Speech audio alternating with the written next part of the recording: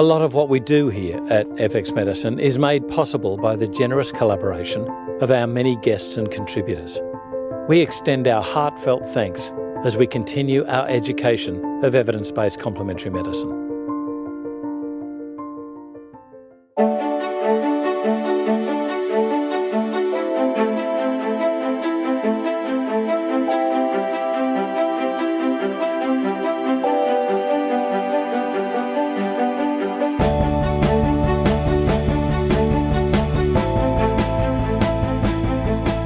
This is FX Medicine, and I'm Andrew Whitfield Cook. Joining me on the line today is Justin Sinclair, a practicing naturopath, author, consultant and lecturer, specialising in herbal medicine and phytochemistry. He spent much of his younger years travelling and learning from different cultures about their ethnopharmacological uses of various plants, which led him to formal study in the complementary medicine field in his 20s. After completing a Bachelor of Health Science in Naturopathy with the University of New England and diploma-level studies in herbal medicine, naturopathy and nutrition with AC&T in 2002, he went on to study the Master of Herbal Medicines with Sydney University's Faculty of Pharmacy, graduating in 2004. Key areas of study and interest in this program were analytical phytochemistry, pharmacognosy, toxicology, pharmaceutical technology and medicinal botany. Justin has published on the topics of pain management and herb-drug interactions in peer-reviewed texts and has held executive director and examiner positions on the board of directors for the National Herbalist Association of Australia. Justin has had a keen research interest in medicinal cannabis, in particular the endocannabinoid system, constituent synergy, that is the entourage effect, novel drug systems for cannabinoids and terpenes, and the use of medicinal cannabis for pain, anxiety and immunomodulation. Welcome back to FX Medicine, Justin. How are you? I'm doing really well. Thank you very much, Andrew. Now, today we're going to be talking about something that is dear to my heart and I know yours, because I like the way that you don't fall into a model, a black box of even herbal medicine, and that is dosing. Because we get taught by mainly industry bodies about what is a relevant dose. But if you look back in history, that's not necessarily relevant to the needs. And indeed, there's some striking disparate examples out there. So let's first start off with, where did all of this sort of thing start with you with regards to questioning the dose? Well, that's a really interesting question. The eternal question, how much does one take? So I think getting the posology accurate and for a patient is as important as the herbal medicine selection in the formulation to begin with. And I think it started for me back when I was studying. When I looked at the texts that we were utilizing within our curriculum, we were looking at the British Herbal Pharmacopoeia of 1983, Dorothy Hall, herbal medicine, where a lot of it is looking at drop dosing. And then, of course, Kerry's book, The Principles and Practice of Phytotherapy, came out, I believe, in 2000. And that started, to be honest, revolutionizing, because we could start to look at the more science coming in to what was, previously just a traditional curriculum. And so that really did, set the stage for trying to then set these standards for minimum and maximum dosage guidelines and where that came from, and extrapolation from, other textbooks. But I guess something always resonated with me, particularly because I've been very fortunate to travel around the world and look at how other cultures, from an ethnopharmacological point of view, actually employ their herbal medicines. And I guess it's always been in the back of my mind that things like drop dosing and what we would probably call today, and what many do, is like suboptimal dosing. Looking at using and utilizing that minimum dosage range, whereas many argue that, well, you're not going to get enough bang for your buck. I actually disagree, and particularly one of the main reasons I disagree is that, of course, it's all about appropriateness, and there's a lot of factors that come into selecting the appropriate dose for a patient. And when you consider that for us in natural medicine, I would say the lion's share of patients that come to see us are with chronic conditions. It really does follow that kind of low and slow dosage form instead of, going in really heavy like you do with, acute colds and flu, and you can really start pushing that phytotherapeutic dosing high. So I think we need to have this discussion. I think it's really interesting because particularly with a lot of new graduates, the way that, some curriculums are taught these days is that if you're not within these minimum and maximum dosage guidelines, then, either A, if you're too high, then you can do harm. And if you're too low, then you're not going to be doing enough. And I think that that needs to be discussed more because I think there's much more to that story. Oh, look, what I think is interesting is that this transcends just herbal medicine and nutritional medicine. This is indeed in the drug industry as well. I noted even in my nursing training, I thought, hang on, the original dosing of Panadol was 325 milligrams, 2 tablets as 1 dose. So that's a 650 milligram dose. Find that in Australia. It's 1,000 milligram is the standard dose. So that's 65% of that 1,000 milligrams. That's 35% difference in a standard dose. And now we're finding, after decades of paracetamol being the safe drug, we're now seeing that it's got a far higher implication in admission to emergency, certainly for kids overdosing. Yeah, and look, that all comes back to the great Paracelsian phrase that the dose makes the poison. And I think that when we start to understand that, I guess the pharmaceutical model is a good example because they are trying to standardize dosage and protocol for treatment. And that's important when you need to look at the fact that orthodox medicine and modern medicine is trying to supply therapeutic, delivery of substances across a wide range of different conditions for the general population. And so they based on the context, I understand the need for that. But the reality is that it's the doctor that has the art form. I mean, medicine is both science and art. That's right. And I think that it's the art form that comes in the dosage. And because let's be honest, if we didn't need that individual art form, then really why do we need doctors at all? I mean, anyone can just follow a protocol, someone that's received adequate training, but it's the experience that the doctors have overseeing hundreds of thousands of patients in some instances that gives them that intuition or insight, probably more appropriately, to know how much of a dose might actually be needed. But as that now starts to get dictated to them, as you say, by pharmaceutical models and the pharmaceutical industry, that's where I would really like to see that discussion take place. Because, when you start looking at hormesis, and the discussion of hormesis, where's that a biphasic dose-response relationship. This is well known in toxicology and it's well known in pharmacology, where you can have, low dose, even of toxins can actually be quite stimulating, whereas a high dose can be inhibitory. And this is well understood in science.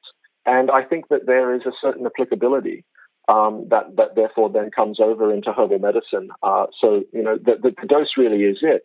And I think particularly from a clinical point of view, a lot of people, and I may be speaking out of turn, but I think I might have it right. When you have a patient and they come back to you, maybe after 2 weeks of trying one of the first formulations that you put together, and they say, "Oh, look, I've not noticed much difference," or "I'm actually feeling worse," or "I've got these side effects that have come through," and almost all practitioners will almost invariably question the herbs that they chose and not the dose. And so one of the things that I started doing years ago was, if I feel solid about a formula that I picked, because I'm always fairly, diligent in choosing herbs that I want for a patient, that I will just knock that dose right back down, and I'll start low and slow. So instead of the 5 mils 3 times a day, I might knock it down to just 5 mils a day, 2.5 mils BDS. And then suddenly all of those side effects go away and I can keep them on that for a longer period of time. So I think that's a really important point, is not only look at, of course, the herbs that you've selected, because that is important, and there are many variables in that. But in some instances, I think it's very important to consider the implications of posology. That's very interesting that you say that, because I'm just remembering forgive me for doing this, but it was almost a standard formula, and I'd change it a little bit. I'd tweak it, but there were some common herbs in this, and this was a herbal formula for blood pressure. And because I chose the breadth of herbs in there, and there was a lot, many of them relating to stress, which was interesting.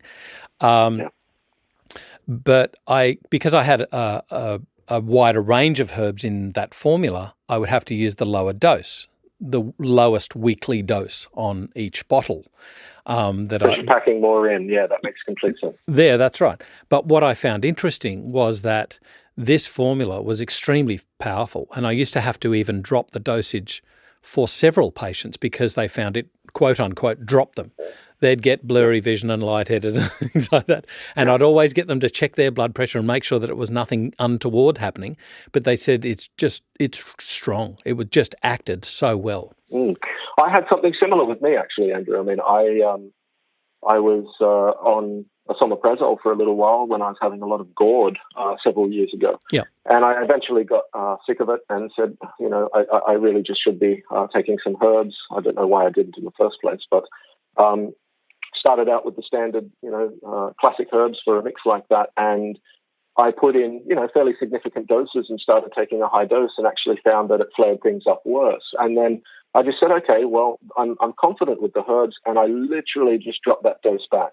And I was taking the minimum dosage requirement for that, for all of those particular herbs. I ended up staying on that for about 12 to 16 months, and the rest is history, as they say. So, I mean, it really is an important discussion to have that, because when we look at all the different models, because dose can obviously be dictated by dosage form as well, which is a little bit above and beyond our scope of discussion today, So you may need far more of a dried herb than a concentrated liquid extract or an extract pro extract. Yep. But when we can break dosing down, I think, really into what we might call, phytotherapeutic dosing, the classic dosage that has emerged, post 2000, often standardized and generally produces quite a strong pharmacological and physiological effect, particularly if you're operating at the higher ends of that spectrum.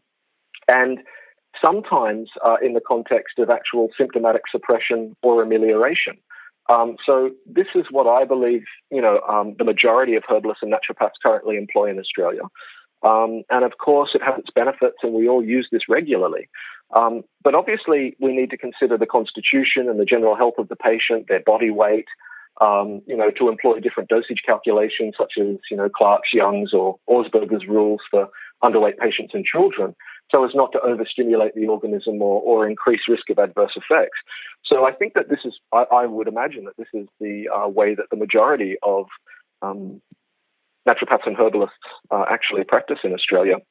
But then there's a really interesting point that I was reading just the other day, what Paul Bergner, he's a herbalist over in the United States, calls physiological dosing. And in this, he talks about the minimum dose to produce a physiological effect, which relies perhaps more on stimulating the vital force of the individual. And so I think that can be, important in long-term treatment for chronic conditions and sensitive individuals. And this is where that, that discussion is inclusive of things like drop dosing, because that's a really important point. We've got to tie the dosage back to the way that you practice.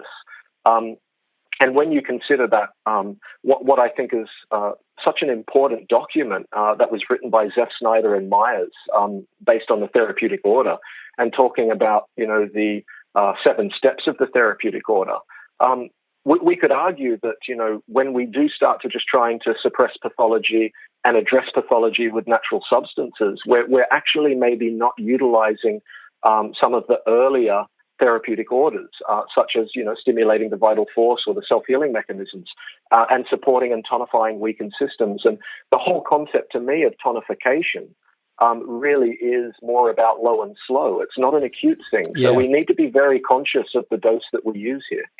And this was something that it tweaked my interest when David Hoffman came out to Australia. When would that be? 2 decades ago, Odd. Oh, wow. Yeah, he really struck me. Like, I remember the initial view of him was this, seriously, it was like a druid sort of look. And yet when he started to speak, wow, there was true expertise and caring, I've got to say, as well. Like there was, you could tell this guy knew his stuff and knew his patients. And he was into that sort of caring, nurturing sort of thing of the whole system, as you talk about tonifying. What I think is interesting is if we talk about herbal medicines in Australia and we talk about even registered herbal medicines, there's one which I will exalt, and that is iberogast. Look at the dosage of it. I know. There's the science, though, isn't it? That's the science. Yeah, exactly. And that's the discussion, isn't it? Is that we've always had that point of view of, well, the science suggests that, we need between, 20 to 40 mils of this particular herb and anywhere in between is fine, but anything under or over is not. And the reality is that the basis for some of that argument has always been that it's the scientific way. You need a certain amount. It's a very pharmacological viewpoint of things. But the reality is that the science, as you say now, is starting to prove the tradition. I mean, the tradition of drop dosing has a long history throughout Europe and the United States also, but has largely been completely forgotten in Australia for a variety of reasons. But the reality is that here's a product that has numerous clinical trials to validate its therapeutic effect. And as you say, if we were to base the amounts of the herbs that were in that particular formula, we would have to argue right now that they are suboptimal, which is obviously not the case. As you mentioned before, even the type of extract, what I think I sort of have a little giggle about this, and that is, we're taught, and I've got to say it's mainly by industry, that a certain type of extract is the better one because it has a certain type of a style of extraction technique. And yet when you look back in history, where all of this stuff began, where we all got where our roots, forgive the pun, are, these extracts were largely made in mulled wine and some sort of solvent which was actually quite gentle. Yeah, absolutely. I think the classic spring tonics and all of that, isn't it, where you would put all of your herbs in there to wake up the body system after a long winter and start taking your spring tonics with invigorating herbs like rosemary and citrus and things like that. It's apart from being absolutely delicious, of course, it's a wonderful way to take it. And I guess if we're just on that discussion of the different dosage forms, I mean, when you start to look at a herb maybe like chamomile. I mean, chamomile anywhere between 3 to 6 mils per day of 1 to 2 liquid extract. Whereas if you actually refer to older texts such as the BHP of 1983, and they start talking about this as 2 to 4 grams up to three times per day. So you're actually looking at infusions. Yeah. And in some instances decoctions, of course. But if you're actually following a larger or the traditional prescribing for these things, you're actually getting a much larger amount of dry herb equivalent over the course of the day, as well as taking in more water, which might be very important as well. Yes. In contrast to the classic 1 to 2s, 1 to 1s, and tinctures that we love. Yes. And I think that's something that I really miss too. Is over in the United States and Europe, of course, they do use infusions and decoctions a great deal more. People such as Susan Weed and all of these amazing, Hoffman, masters of their art. And this is something that I really would like to see, because I think that the dosage form is as important as the dose, as is important as the herbal selection. Not one is more important than the other. I think that that's where the art form in good therapeutic application lies, and knowing that there are benefits and cons and pros to all of them. But it does make us have to have this discussion so that we can work through it. Because when you are presented with evidence such as the iberogast, it's there, it's stark, it's in your face. You can't argue against it. So the discussion that's always been previous has to then be challenged. Because in the face of new evidence, we have to be able to have an open mind, to be able to have the discussion, have an educated and robust, academic and collegiate discussion about these things, because it's not about who's right and wrong. That's really pointless. It's about what's right for the patient. That's right.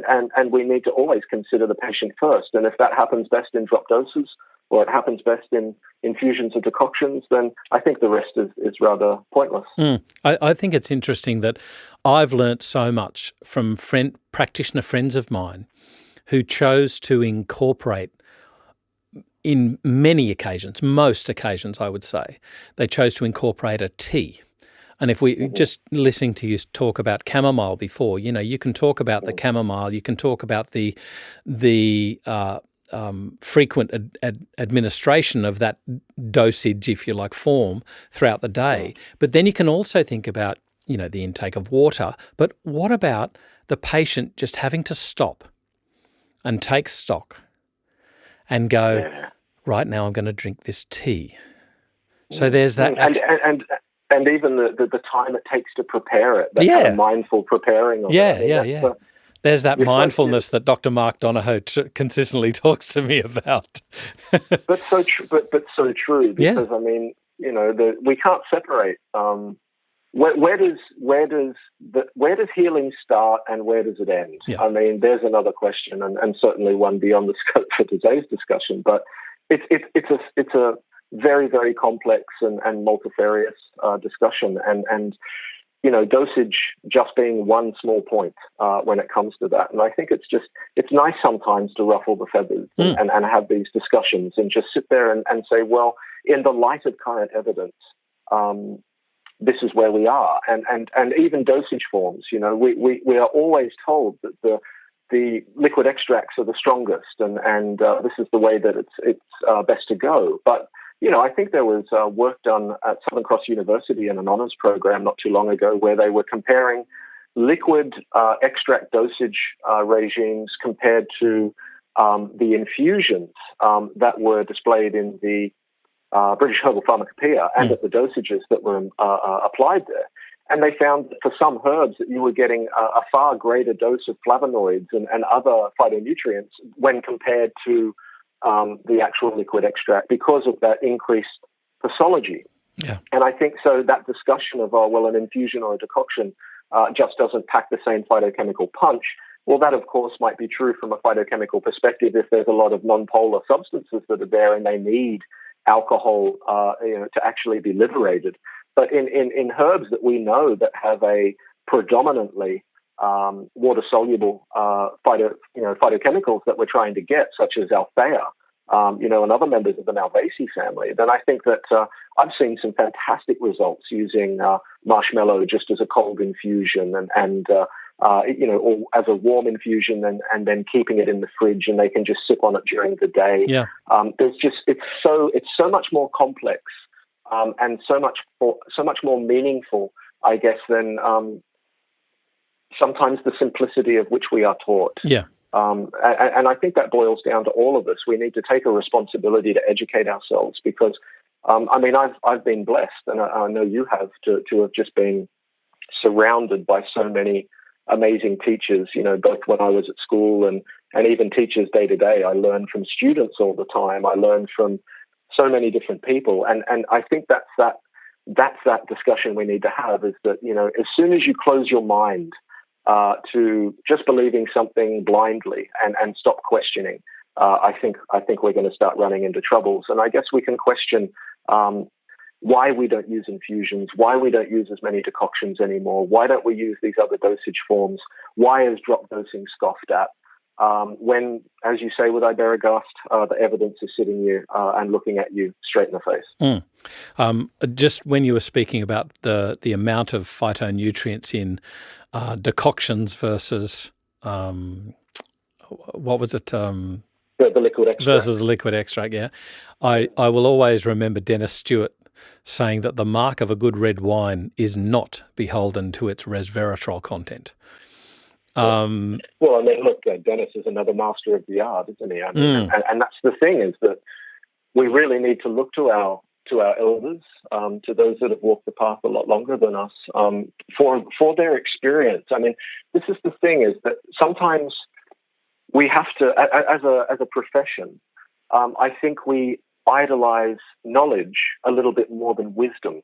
And I actually think that we need wisdom now. I really think we need to start bringing that traditional wisdom back, to supplement as an adjunct, and not that one is more important than the other. I mean, evidence-based science, everyone that listens to FX Medicine loves it. We know that we need it, for so many reasons. But at what cost? Are we actually not keeping an open mind enough to actually start exploring some of our more traditional dosage forms, or just traditional thought processes?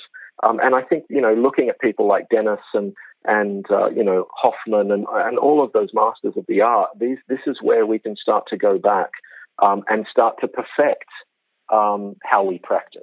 Because, looking at all of these very scientific protocols almost, and I mean, they are, to a degree, a protocol.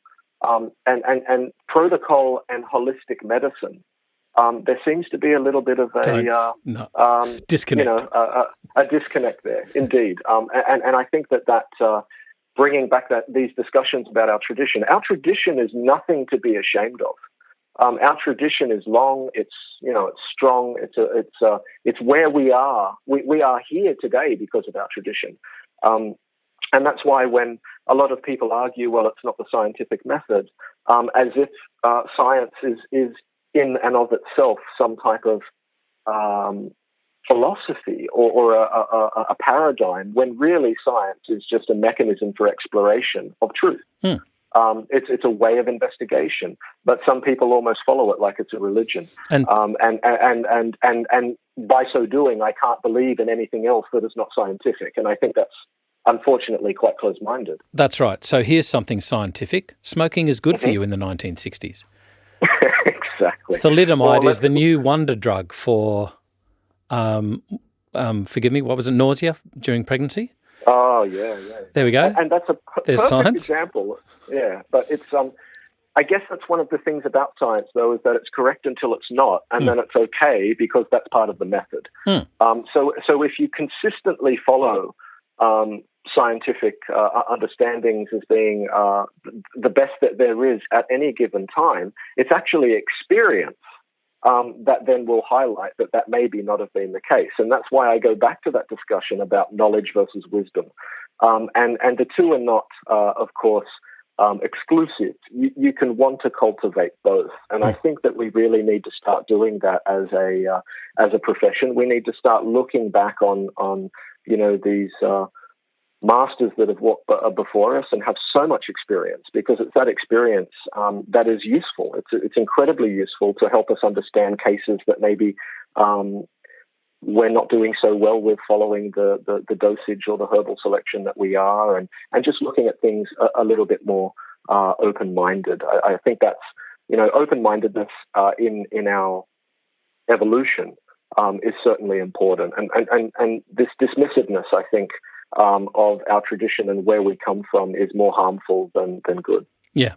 So resources for our practitioner listeners out there. I guess my first one is Medical Herbalism by David Hoffman. Classic. Yeah. I've got both the soft cover, the really old one, plus the hard cover. I think forgive me, 2003, I think its latest publishing is. Okay. One of the other ones, this guy is almost sort of godlike in my thing, and that is James Duke, who's done a lot of work with the Department of Agriculture in America with, forgive me, a colleague, and I can't remember her name, but he's got a heck of a lot of history in the phytochemicals within medicinal plants, but respecting their history. What other ones have you got? What other ones can you recommend? Oh, God, look, there's so many. I mean, how far do you want to go back? I mean, I tend to like to go and explore actual text. I'm not so much a fan of contemporaries. So, I mean, I love going back and reading Culpeper. People might scoff, but his knowledge base of herbal medicine was incredible. And what he did for the people of his time, which is basically translating medicinal quality texts into the common tongue so that commoners could actually learn to treat themselves. What an amazing guy. He's always been a bit of a hero of mine. And then, Gerard, going back and looking at that, I recently purchased, took me ages to save up for it, but the original translation of the Canon of Medicine, Avicenna. And that book has opened my eyes in ways that no modern book really can, because you can see what they're trying to accomplish with the limited knowledge base that they had. And there was trial and experimentation there. And quite frankly, we've got to say that is science. They were using scientific method all that way back then. Incredible. So I really enjoy a lot of the Islamic scholars, actually. So Ghiba, Ibn Jabir, and obviously Avicenna. They inspire me a lot. And going back and reading the Hippocratic Corpus, that's been something that I've been doing over the last couple of years, and that's again pretty amazing. Galen, these type of really old texts, but of course, Demeteria Medica by Pedanius Dioscorides, incredible. Looking at how they used herbs in different applications and in different dosage forms.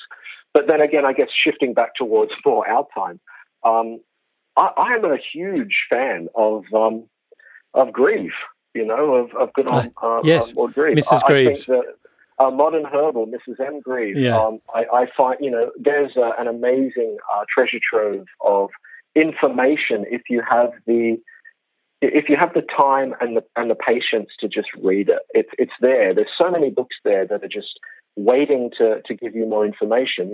Simon Mills, The Complete Guide to Modern Herbalism. Absolutely. Simon Mills, amazing knowledge base. And again, Hoffman, as you say, these guys really are, masters of their craft, and we have so much to learn from them. The BHP of 1983 has always shared a very, very close place in my heart. That's of course, another one, and some of the offshoots of that, the British Herbal Compendium, which tends to tie in a lot more of the science with it. But it's there's so many other books there that could be incorporated.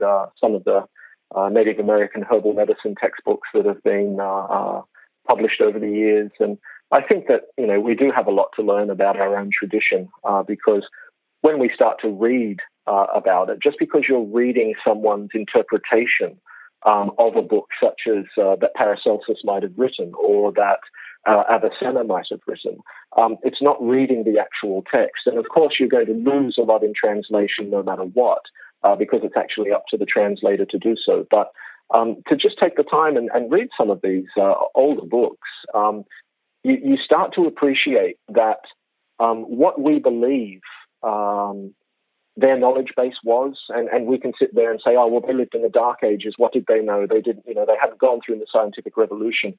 You would be very surprised about the knowledge base that they actually had. Even if, you want to sit there and say, well, they practiced, all the different forms of medicine, whatever paradigm it might have been, and it's they had no understanding of germ theory and all this type of stuff. But still, the herbs that they were using and the application dosage forms that they were using were still enough to be able to treat them. And sure, they didn't have the lifespan that we have today. We have so much to be thankful for with science and expanding our not only our knowledge base, but our lifespans. But that doesn't mean that we have to forget where we came from, or be ashamed of where we came from. Yeah. One of these old texts, I have a little folder in I call it my brain. It's not in my head, it's on my computer. But I just found, I don't know how I found these, but these old texts that somebody has basically put into a PDF format. And I've saved these, I've downloaded them, I can't let them go. And I've got one, the Herbal or General History of Plants. You were talking about him, Gerard, from London, 1597. Exactly. I'm looking at one here, Standardized Products. The author is, and it's from 1911. The author, of course, is Park Davis and Company. Wow. And they're talking about asafoetida. They're not talking about just aspirin and things and the more galenical type preparations that you'd find in a pharmacy. There's asafoetida, there's belladonna, of course, and cannabis sativa is in there. Yeah, absolutely. I mean, look at the Felter and Lloyd's and King's American Dispensatory and all of those, and you go through them, and it's predominantly herbal. Yeah. And that was just what the turn of the last century. So it's incredible how quickly medicine has evolved. But still, I think I was when I had the absolute privilege to write a chapter with the amazing Leah Hechtman in her clinical naturopathic medicine textbook, that weighty tome. Yep. And we were looking at the evolution of herbal medicine and the herbal classes. And one of the things that we kind of said in there was that, herbal medicine, our tradition, really is the roots upon which science has been able to flourish.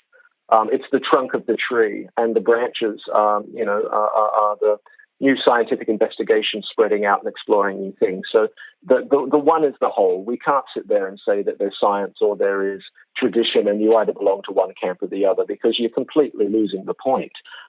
It's just about applicability and contextualization. And we need to understand that they are both important, and science will continue to be important, and science is continually validating our tradition, as you see with something like Iberogast. And what are we up to now? Over 10 clinical studies, I believe, with the Iberogast product. It's just something that I think we got carried away a little bit with all of the science, and that's going to continue, of course, because it's an amazing field. But we seem to have just kind of forgotten our tradition for a little while, and I think we need to start that discussion again. Yeah, absolutely. And this is what I love about you, is that you know this stuff. You don't just think, there's history. You know the history. So I really can't thank you enough for taking us through a little tidbit, if you like, of delving back and really revering the history of our roots. And again, that pun is intended. And I'll close off with a little saying that I saw on the web a few months ago, and that is, knowledge is knowing that tomato is a fruit. Wisdom is not putting it in a fruit salad. Well said. And that's exactly what it boils down to. As I said, just in closing, I really think we need to give so much thanks to those that have beaten the path before us, and all of those people that have been practicing this art and science for so long. And we need to look to our elders with new respect, I think, in this field, and not only thank them for keeping our tradition alive and keeping it at the forefront of our minds, but for being brave enough to do so, sometimes in light of persecution and some things as well, and such things as well. So I think with herbal medicine is always going to have such a bright future as long as we can remember our roots and keep a firm eye on where we're going. Justin, you're a brilliant human being, a brilliant man, and a brilliant caring practitioner. Thank you so much for joining us on FX Medicine today. Hardly, mate. Got you all full, but thank you so much for your time as usual. This is FX Medicine. I'm Andrew Whitfield Cook. If you're loving our FX Medicine podcasts, please don't forget to share us with your colleagues, family, and friends.